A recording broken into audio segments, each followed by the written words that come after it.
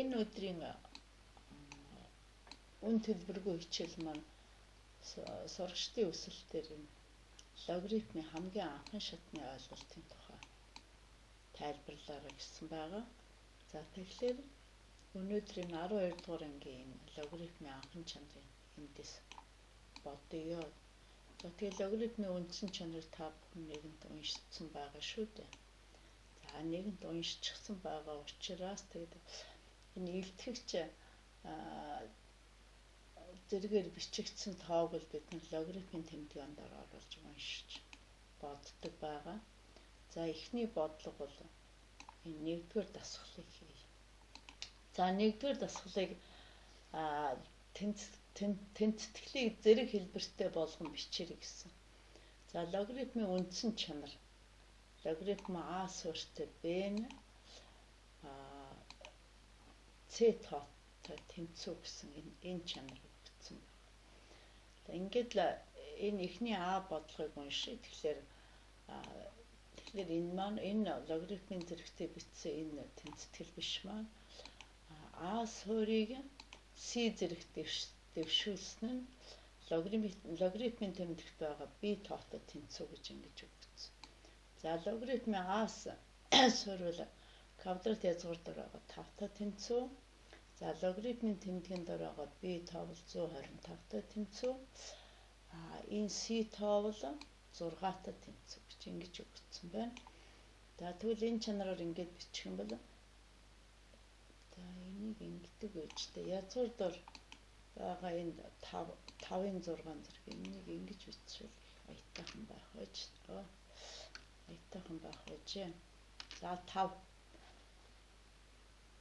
Тэгээд энэ b тоо ч нөрө 125 чинь өөрөө 5-ын 3 зэрэгтэй тэнцүү.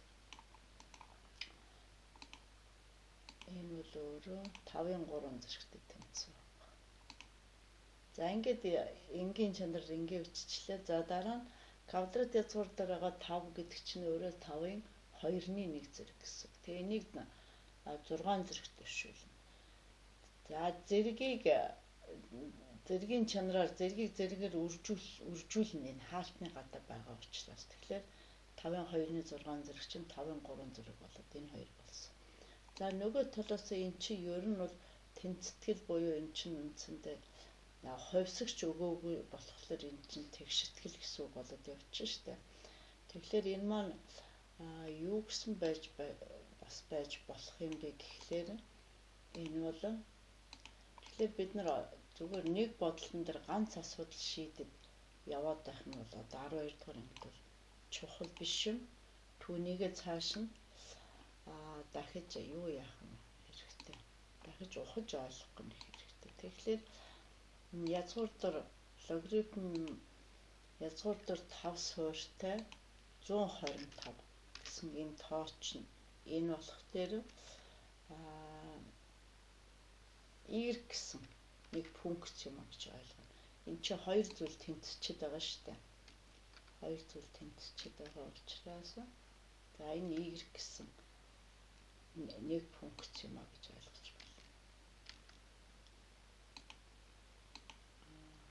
За энэ гэж.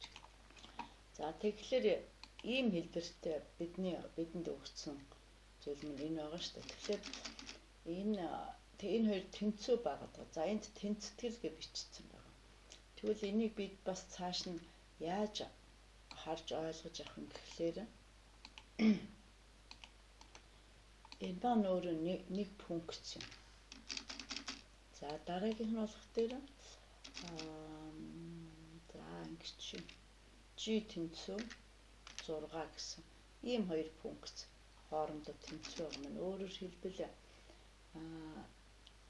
энэний цаана юу гэсэн үг нь y тэнцүү g байгаа юм байна гэж ойлгоно. Энэ хоёр тэнцүү байгаа учраас. За энийг л олон янз болгож бодох гээд байгаа шүү дээ. За тэгвэл нь одоо энийг бид нар цааш нь юу гэж бичих юм гэхээр одоо энд нь 5-ын 3 зэрэг. Энэ бол 5-ын 3 зэрэг. Энийг өөр өшөө яаж ингэж бид нар бас өөрчилж бодож болох юм бэ гэдгийг л хийх гээд байна. За юугаа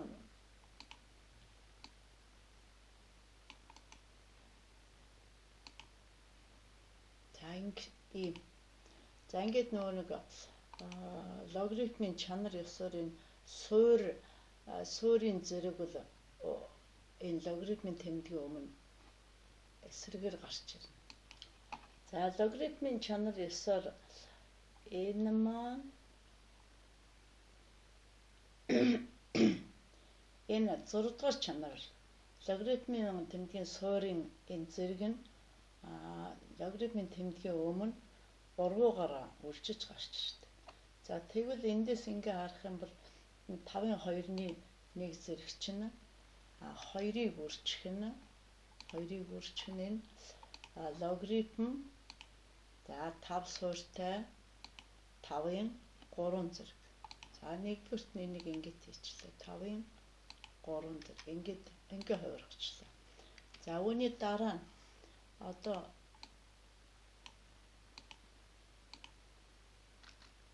за сая бид нар энэ 7 дугаар чанараар ажилласан бол одоо 6 дугаар чанараар энэ логарифм 5 дугаар чанар нь логарифмын тэмдгийн дор байгаа тооны зэрэг нь логарифмын өмнө үржиж гарч ирдэг. Тэгвэл одоо дараагийн тохиолдолд бид нар ийм хэлбэртэй болгосон юм чинь энийг юу гэж үзэх вэ гэхээр энд 2-ыг үржих нь 3 үржих нь логарифм за энд л ерөөсөө ингээд 5 болж байна.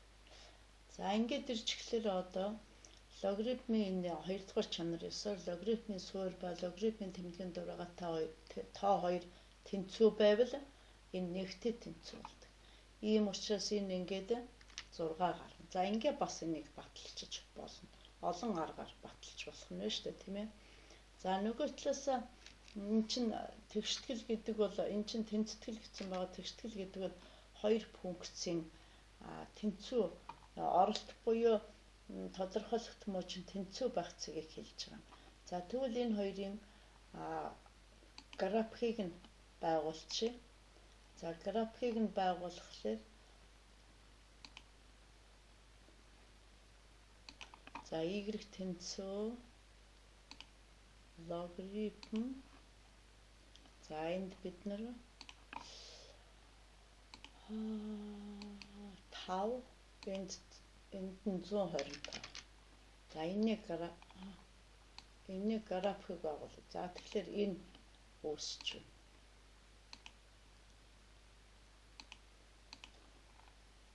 За энэ 6 дээр үүсч. За нөгөө функц нь болох тэр ингэсэн шүү дээ. Y тэнцүү 6 гэсэн G тэнцүү 6 гэсэн функц болгосон шүү дээ бид нар, тийм ээ.